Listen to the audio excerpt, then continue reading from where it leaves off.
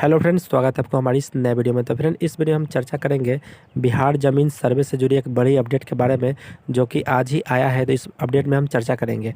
तो चलिए बिना किसी देरी के शुरू करते हैं आज का वीडियो।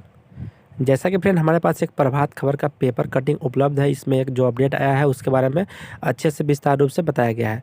तो चलिए पहले इसका हम हेडलाइन देखते हैं। यहाँ पर लिखा हुआ है, कागजात जमा करने के लिए और बढ़ेगा समय जायसवाल।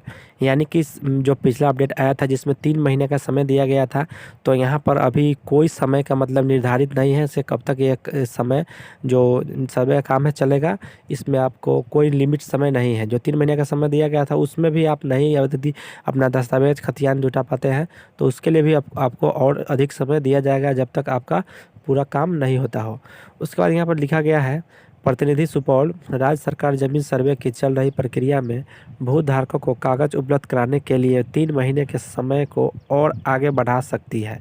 राजस्व और भूमि सुधार मंत्री डॉक्टर दिलीप जायसवाल ने सोमवार को सुपौल के एक समारोह में कहा कि अगर किसी की जमीन का सर्वे नहीं होता है तो सरकार उस रैयत के घर पदाधिकारियों को भेजकर उसके ज़मीन का सर्वे कराएगी। यानी कि सर, मान लीजिए आपका किसी कारणवश ज़मीन का सर्वे छूट गया, आपके बगल में हो गया और आपका प्लॉट का ज़मीन का सर्वे छूट गया, यदि आप उपलब्ध नहीं है या आपके पास जो खतियान है, दस्तावेज है, नहीं मिला है, तो इस ऐसे अथी में मतलब आपका जो बाद में यदि सबका सर्वे हो जाएगा उसके बाद यदि छूटा होगा तो आपके प्लॉट पर आकर वो मतलब सरकार खुद भेजेगी अपने पदाधिकारियों को और प्राइवेट से आपका मतलब जो सर्वे हो उसका काम पूरा किया जाएगा।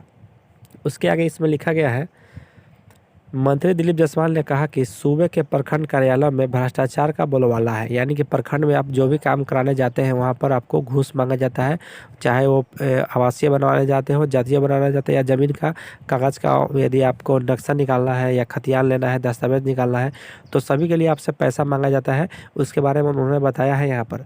और इसमें आगे लिखा है, ब्लॉक में दलाल घूमते रहते हैं। उन्होंने कहा कि मंत्री अगर ईमानदार नहीं होगा तो अफसरशाही बढ़ेगी। अफसर देकर पोस्टिंग कराएगा वो कभी ईमानदारी से काम नहीं करेगा। उनके माध्यम से लिखा गया है कि यहाँ पर प्रत्येक टेबल में पैसा लिया जाता है। यदि आप पीयून के पास जाते हैं वो भी पैसा मांगेगा, सीईओ के पास जाते हैं वो भी पैसा मांगेगा। लेकिन यहाँ पर उनका जो ईमानदारी है यहाँ पर दिखा रहा है, मतलब बता रहे हैं अपने ईमानदारी के बारे में। लेकिन ऐसा ज़मीनी स्तर पर कुछ होने वाला नहीं है क्योंकि यहाँ पर कोई वैसा कानून नहीं है जिसके माध्यम से वो पकड़ा जाए।